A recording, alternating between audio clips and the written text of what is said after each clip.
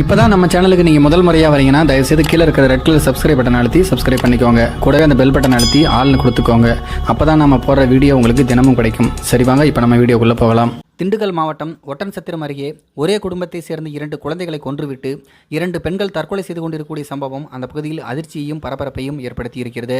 குழந்தைகளின் தாய் வேறு ஒரு நபருடன் சென்றதால் அவமானத்தில் குழந்தைகளை கொன்றுவிட்டு 2 பெண்களும் தற்கொலை செய்து கொண்டதாக அதிர்ச்சி தகவல்கள் வெளியாகியிருக்கிறது.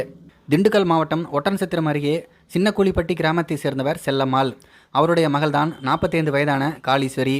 காளீஸ்வரிக்கு 28 வயதில் பவித்ரா என்கின்ற மகள் இருக்கிறார். கடந்த சில ஆண்டுகளுக்கு முன்பு கரூர் மாவட்டம் பள்ளப்பட்டி அருகே உள்ள சவுந்தரபுரம் பகுதியைச் சேர்ந்த பிரபாகரன் என்பவருடன் பவித்ராவுக்கு திருமணம் நடைபெற்றது. திருமணம் முடிந்த நிலையில் 2 பேரும் பள்ளப்பட்டியில் வசித்து வந்துள்ளார்கள். இந்த தம்பதியினருக்கு ரித்திஷா, தீப்தி ஆகிய 2 பெண் குழந்தைகள் இருக்கிறார்கள். இந்த நிலைமையில்தான் கடந்த சில தினங்களுக்கு முன்பு இந்த தம்பதிகளிடையே கருத்து வேறுபாடு ஏற்பட்டிருக்கிறது. இதனை அடுத்து பவித்ரா தன்னுடைய குழந்தைகளுடன் சின்னக்குழிப்பட்டிக்கு வந்து காளீஸ்வரியின் வீட்டில் வசித்து வந்தார். இதற்கிடையே பள்ளப்பட்டி பகுதியை சேர்ந்த வேறு ஒரு நபருடன் பவித்ராவுக்கு முறையற்ற உறவு இருந்ததாகவும் அதன் காரணமாகவே பிரபாகரனுக்கும் பவித்ராவுக்கும் தகராறு ஏற்பட்டு ஒட்டன்சத்திரம் வந்தது தெரிய வந்திருக்கிறது. இந்த நிலைமையில் கடந்த 17ஆம் தேதி பவித்ரா பள்ளப்பட்டியை சேர்ந்த அந்த மர்ம நபருடன் வீட்டை விட்டு மாயமானார். பல இடங்களில் தேடியும் கிடைக்காத நிலைமையில் மகள் மற்றொரு நபருடன் ஓடிப்போனதால் பாட்டி செல்லம்மாளும் அம்மா காளீஸ்வரியையும் அவமானம் அடைந்திருக்கிறார்கள். மேலும் சிலர் வீட்டுக்கு வந்து உங்கள் மகள் ஓடிப்போய்விட்டாரா என்று கேட்டதாகவும் சொல்லப்படுகிறது.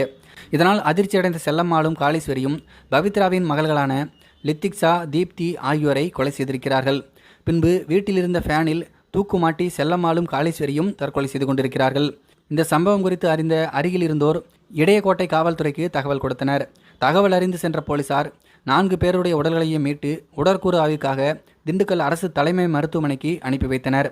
இளம்பெண் வேறு ஒருவருடன் மாயமானதால் ஒரு குடும்பமே தற்கொலை செய்து கொண்ட சம்பவம் அந்த பகுதியில் சோகத்தை ஏற்படுத்தி இருக்கிறது. இதை பற்றி உங்களுடைய கருத்துக்கள் என்ன அப்படிங்கிறது கீழே இருக்கிற கமெண்ட்ஸில் தெரியப்படுத்துங்க. மேலும் இது போன்ற வீடியோக்களை பார்க்க நம்முடைய சேனலை சப்ஸ்கிரைப் பண்ணிக்கோங்க. நன்றி, வணக்கம்.